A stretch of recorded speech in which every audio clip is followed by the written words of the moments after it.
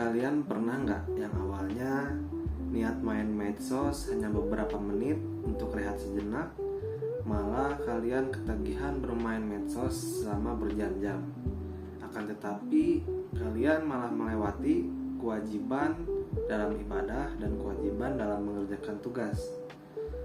Kalian tahu bahwa algoritma di media sosial itu tujuannya untuk membuat kita bertahan dalam waktu yang lama dan menghadirkan postingan-postingan yang dapat menghibur, sehingga kita lalai terhadap waktu.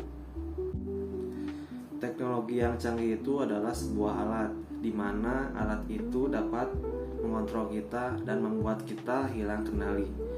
Allah Subhanahu wa Ta'ala telah mengingatkan dalam Quran surat Al-Ashr bahwa manusia mengalami kerugian yang nyata ketika kerugian itu didapatkan karena hal yang sia-sia.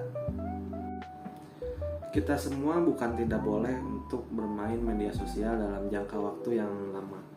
Akan tetapi ketika kita sudah dihadapkan dengan kewajiban yang seharusnya kita lakukan, seperti ibadah dan kewajiban tugas, maka kita harus menyisihkan dulu waktu untuk kita melaksanakan ibadah dan tugas tersebut.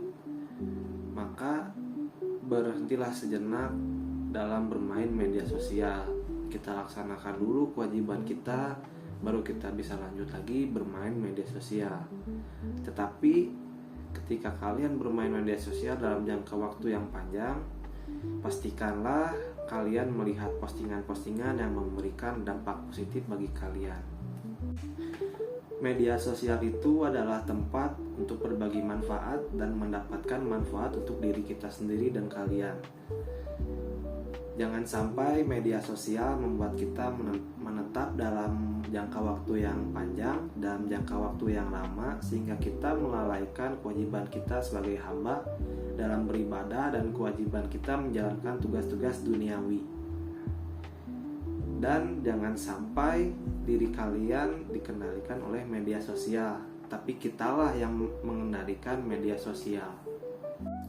Nah, sebagai netizen syar'i, ketika kita bermain media sosial dalam jangka waktu yang lama, kita harus tetap mengutamakan kewajiban kita sebagai hamba, yaitu sholat, dan juga kewajiban duniawi kita dalam mengerjakan tugas-tugas kuliah ataupun pekerjaan.